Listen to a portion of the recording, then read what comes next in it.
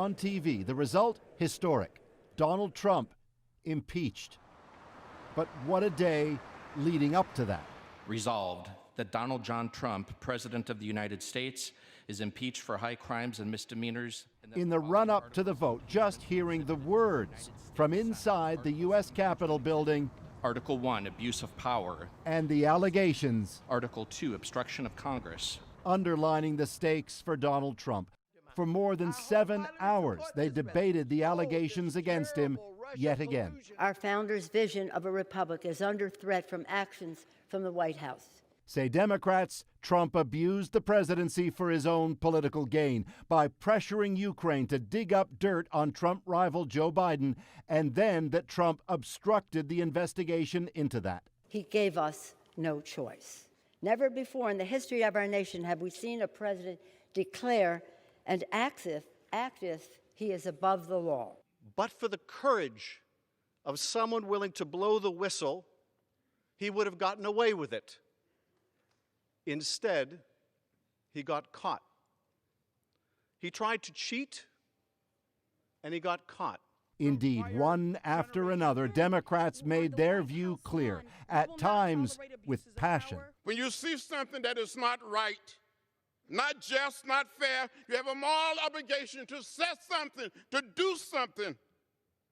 Our children and their children will ask us, what did you do? What did you say? But equally, as has been the case throughout, Republicans countered. This vote, this day, is about one thing and one thing only. They hate this president. Enough of this impeachment circus. Enough of these sham witch hunts. I'm voting no because the president has done nothing wrong. But in the end, Donald Trump has been impeached. Paul, you were in that House chamber for a lot of that debate today. What was it like? It was sobering, right? I mean, you feel it when you're sitting in the chamber. You know, at some point I realized, yeah, this is where they had the State of the Union address, including Donald Trump. Right. So you feel the sense of history. And then the clerk says the words, right? Donald J. Trump, and abuse of power, obstruction of Congress. And you realize it's actually happening. They're impeaching a president tonight. I say sobering because regardless of your politics, this is not a happy night in this country. This is now the legacy of Donald Trump. And in that room today, you felt that. Okay, Paul, thanks very much. All day, as debate rang out inside the House of Representatives, reaction rolled in outside, first from protesters, and then, as Susan Ormison shows us, from the president himself. By the way, it doesn't really feel like we're being impeached. As the 45th president seemingly shucked off the stain, Trump Nation rallied. Nothing wrong.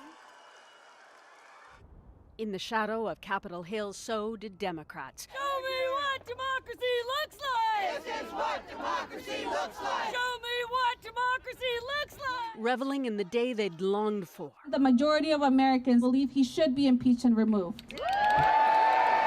But Congress and this country are both sharply divided, even more angry. We do not live in a world that adheres to the facts. We will not be you get your facts from the establishment media. And you're mad because you can't win. Tim Collins stops to shout back at the demonstrators. They lost the election. They've been harassing our president since day one. They need to leave him alone. Any solemn victory for Democrats is limited by the political reality that impeaching this president will not put him out of office. Do you think impeachment has power if he's not removed? Yes. But this is a man right now whose behavior seems to know no bounds. So it may be more for the country than for him.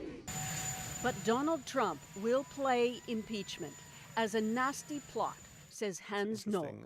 This is the elites, Congress, the Democrats, the media, all out to get Trump. And so if you go to a Trump rally, that's what he's going to say already, and he's going to be able to segue naturally into anything that comes out of the impeachment to fit that narrative. With this president, there will be no apology. He will cleave the country still, says Samuel Porter. Forget the impeachment for a moment. He just divides us, and it's just not right.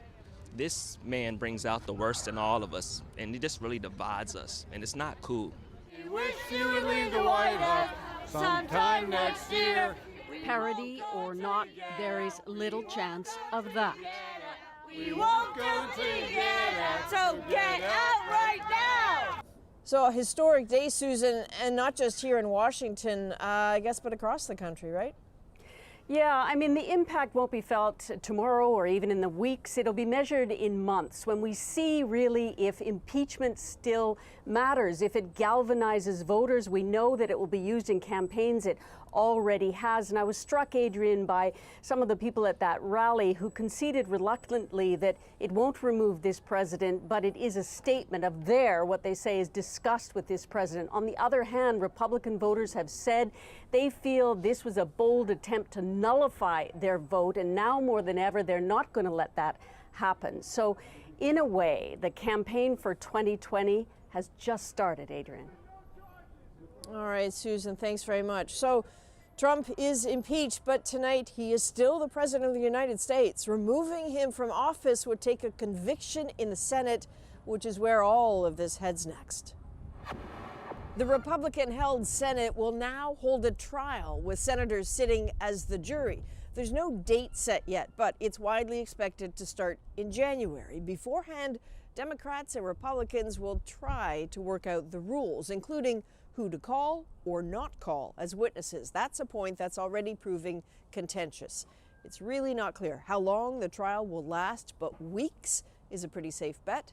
And in the end, it would take an unlikely 2/3 vote to convict Trump and remove him from office.